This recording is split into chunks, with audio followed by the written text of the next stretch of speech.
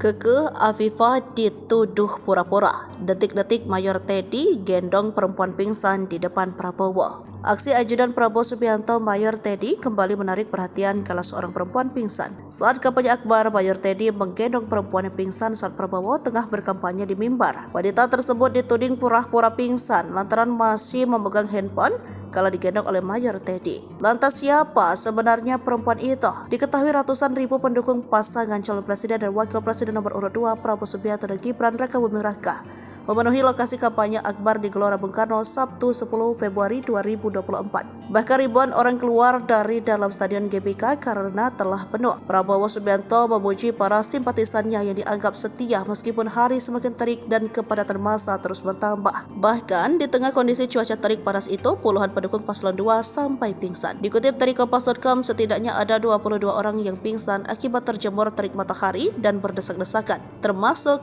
Keke Afifah.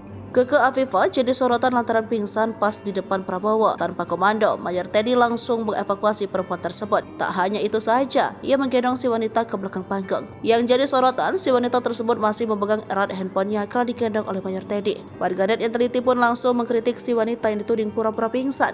Diketahui bahwa wanita yang diduga pingsan tersebut adalah Keke Afifah yang memiliki akun Instagram @its_mikeke.